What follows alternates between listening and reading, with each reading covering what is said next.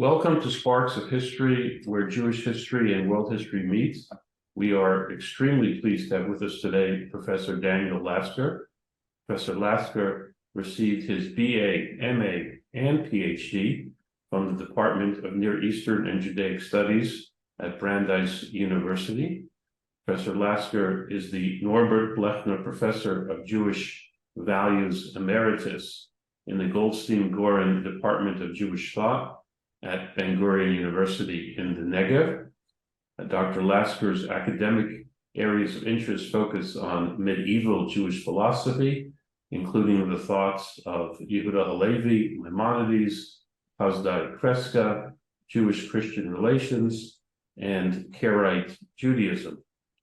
Professor Lasker has authored numerous books, including Karaism, an introduction to the oldest surviving alternative Judaism, the Refutation of the Christian Principles, Jewish Philosophical Polemics against Christianity in the Middle Ages, Theological Encounters at a Crossroads, and Studies in Late Medieval Karaite Philosophy, just to name some of the publications.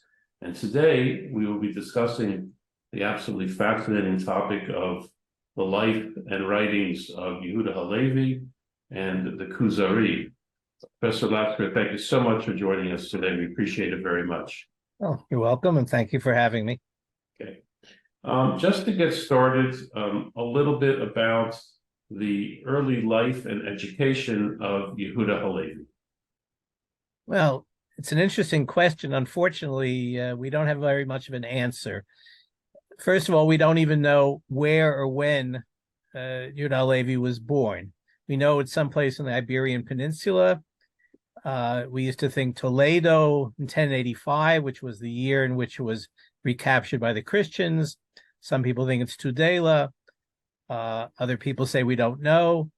Probably in Christian Spain, but in an area or in an environment in which the Arabic Islamic component was very strong. So it's obvious that HaLevi, as a child, got a strong Jewish education, Bible, obviously rabbinic literature, but also philosophy, medicine. He became a doctor, and poetry. So he had a wide-ranging, well-rounded education, but we don't know who his teachers are. We don't know exactly what he studied. We don't know exactly where. And as I said, we don't know the date of birth either. Usually people guess somewhere between 1075 and 1085.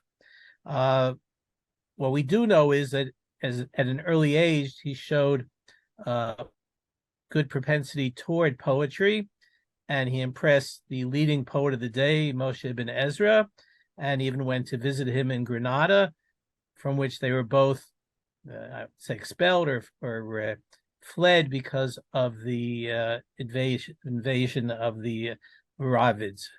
So we know a little bit about his area, what he was doing, but beyond that, it's very, I would say, very murky in a sense.